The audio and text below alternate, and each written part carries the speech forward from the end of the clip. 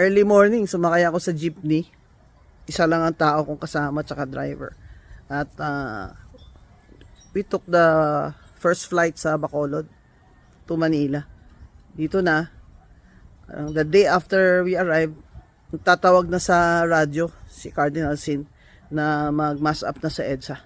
Kaya, ito pong EDSA celebration ay hindi lamang paggugunita, kundi sa pag-aalala natin ay kailangan ipakita natin sa mga pasista na ito, mga corrupt, mga cronies na ito. Pakita natin na nandito pa tayo at paglalaban natin ang totoong demokrasya. Walang korupsyon, walang human rights abuses. At kaya after that po, si Bishop Fortich, Antonio Fortich ng Bacolod, na malapit siya sa kay President Cory Aquino. Pumunta siya kay Cory Aquino kasama si Mr. Maravilla, tatay ni Omon, head ng sugar planters doon sa amin. At hiningi nila na ako ang i-appoint na officer in charge ng mayor doon sa Cadiz. Kaya doon po ako nag-turn ang aking career sa pagsisilbi sa bayan. Doon po pumunta ako ng Cadiz. Kaya, mahirap din. Ibang kwento pa yon, baka bukas. Pero 1986 ako in-appoint ni President Cory as OIC Mayor. Si Digong noon, OIC Vice Mayor ng Davao. 1988, tumakbo akong Mayor. Kasama ko na yan sina Jesse Robredo, 1988. Kaming dalawa yung mga pinakabatang City Mayor ng Pilipinas. Kami ni Jesse Robredo. Kaya, mga kababayan, mga kasama, mga minamahal, sama po tayo sa EDSA. Turuan po natin ang ating mga anak kung ano ang kahulugan nito. At ano pa ang pinaglalaban natin ngayon. Kita tayo, February 25. EDSA. Buhayin. Buhay ang EDSA sa puso at espiritu ng Pilipino. Pagpatuloy pa natin. Padayon! Mula po sa kanyang bibig, mas maraming beses pa natin napakinggan ang pagdepensa sa confidential fund kaysa solusyonan ang mga problema sa edukasyon. Kaya naman, ang sabi gagamitin daw ang confidential fund para protektahan ang mga kabataan laban sa droga.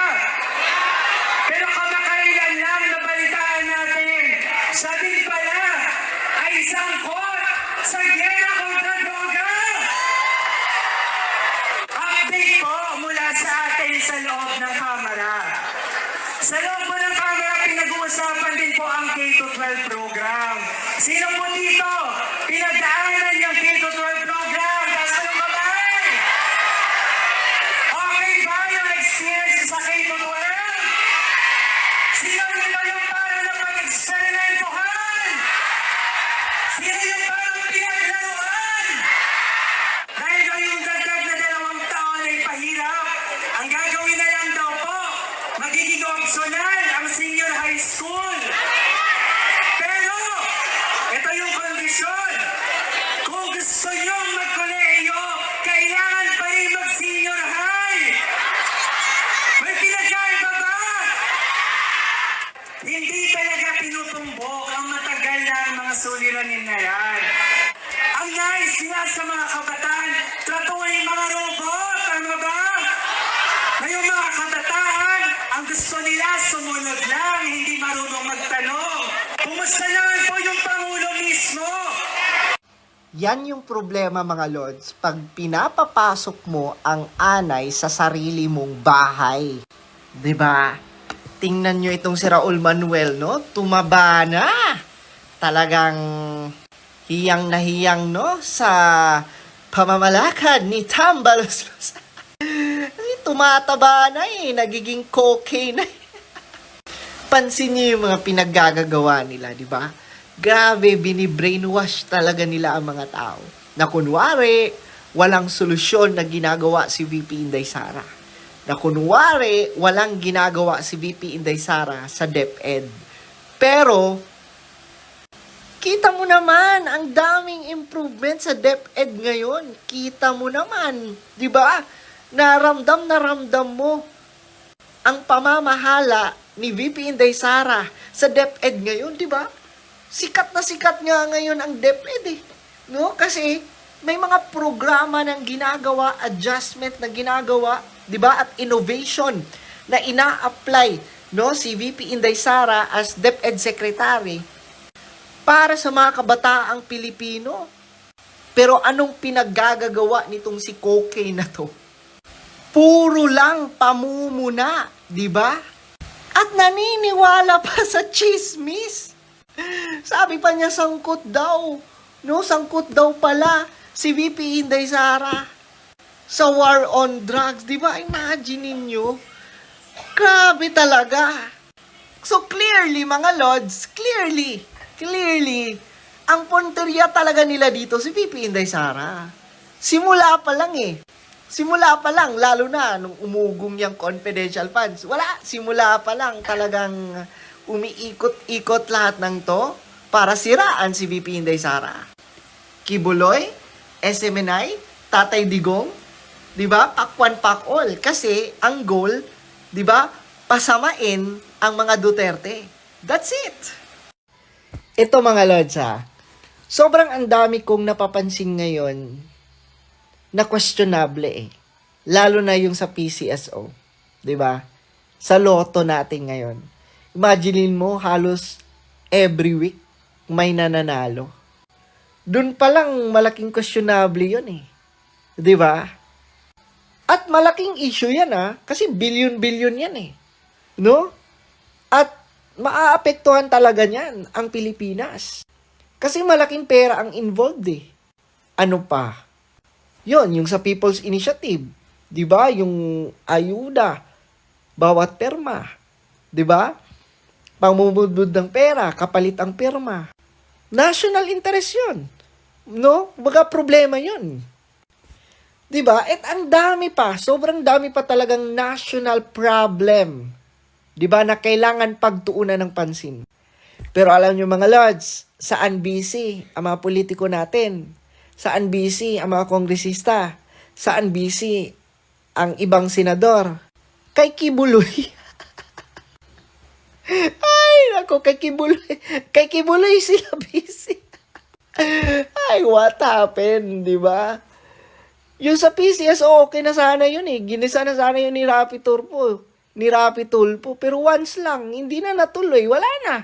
Diba? Parang inintro lang nila. Tapos, wala na. Nakalimutan na. Sobrang ang laki-laki ng issue nun. See? Priorities. Come on, diba? Grabe. Itong mga kongresista at mga senador, naturingan pang, diba? Mga matataas na posisyon sa gobyerno. Kung ano-ano, mga inaatupag. My God. Kung may inabuso si Kibuloy, kung may masamang ginawa si Kibuloy, kung ano man ang charges niya, ipasa niyo yan sa Korte Suprema. Magdemanda kayo. May ebidensya kayo? May mga witness kayo? Ano pa hinihintay niyo? Diba? Bakit magdadrama pa kayo? Bakit gagamitin niyo pa ang Senado? Diba? Sinasabi pa ng iba, imaginin mo ganito ka, bonax din yung iba eh. Sinasabi pa ng iba, bakit hindi haharap si Kibuloy sa Senado? Bakit hindi niya haharapin ang mga tanong? Di ba parang, ano ba ang Senado? Di ba, korte ba yan? May right place for that. My God, kahit ako na hindi lawyer, kahit nga ako na hindi matalino, di ba, kahit pa paano nagigets ko naman na there's a right place, no, sa mga bagay-bagay, sa mga reklamo nyo, sa mga report nyo. Talagang gagamitin nyo ang Senado for that. Diba? Hindi kayo na lang sana ang naging Korte Suprema eh. Diba? Useless yung mga judge eh. Diba? Kung kayo lang din mga senador. Diba? Yung nagigigisa, hindi nyo naman pinagpapatuloy. Puro lang naman kayo intro. Minsan nga, hindi nyo pa napapatunayan. Grabe talaga mga lords, no? Kasi, biruin nyo, di ba, ang House of Representatives, pinag-iinitan nila. si Kibuloy.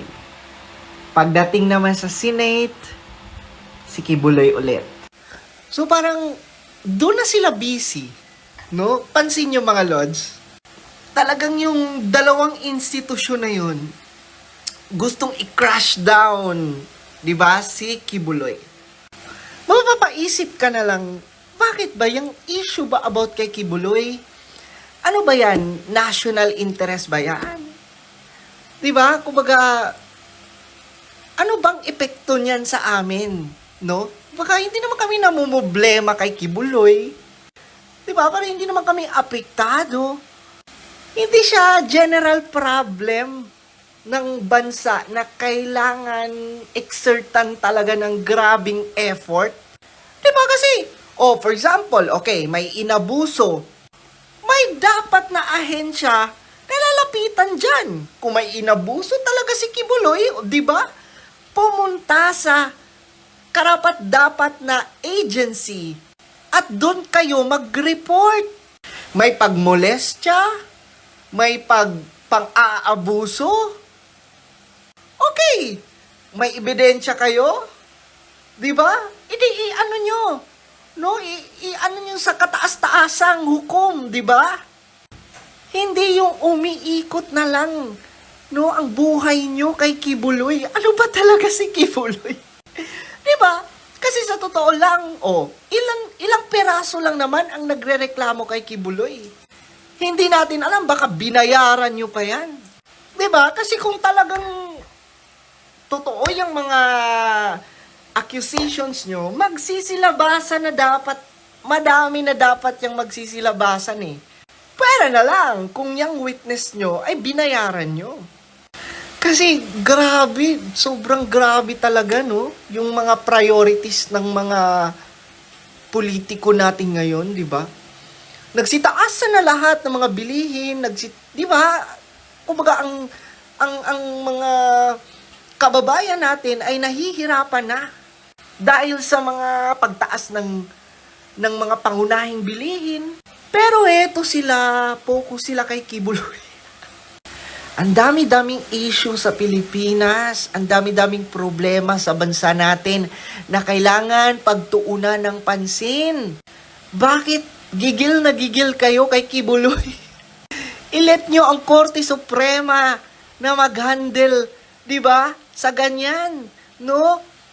Tama na, Risa Hontiveros, sa pagdadrama mo dyan. Alam naman namin bakit mo yan ginagawa eh, no? Naghahalongkat ka, no?